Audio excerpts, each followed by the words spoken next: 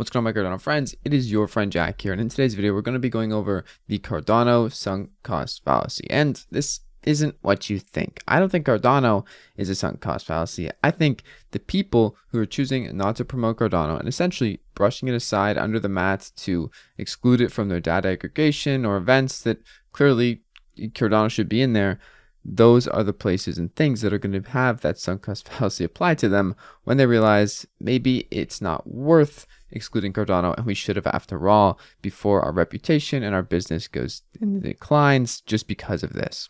Yesterday, I actually made a video kind of related to this on Cardano staking and how it's being hidden. This was in reference to coin or staking rewards, and all the coins they put are basically liquid staking, them not really being liquid staking and still excluding Cardano, even though it's the number 3 staking market cap, even on the platform that showed this information and had this event. So it's interesting to see more things are popping up here, and I'm realizing that, hey, Cardano has really just been excluded or hidden from a lot of platforms for a lot of time.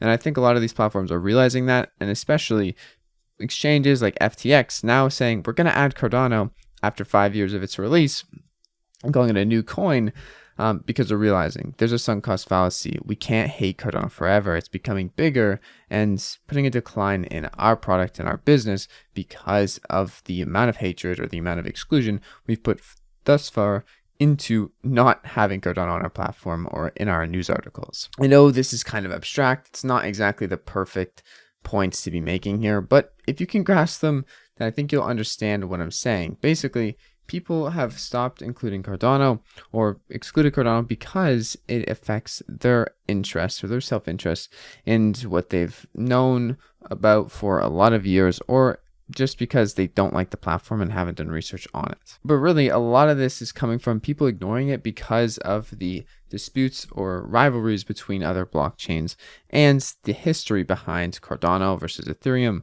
or Cardano versus any of the major L1s that are up to date in the top 10. Soon enough, I think Cardano will be too large to ignore. That sunk cost fallacy will apply not only to these crypto data aggregation sites, but also just major news firms and news articles, whether it be JP Morgan talking about it, or whether it be Meta, Facebook. Eventually it's going to be too far gone to not include in their platforms, and it's just going to be a part of them. I do know, however, that Cardano is by no means perfect. There's still a lot to go, but everything in the ecosystem is going pretty smoothly, and we are self-critical of what's being built here, and everyone is trying to build something better than what we had yesterday. And that's the whole point of this. And also provide the things that Cardano initially set out to provide, whether it be banking the unbanked, giving you self-sovereign identity in a transparent way, just the tools you need to do things built on Cardano.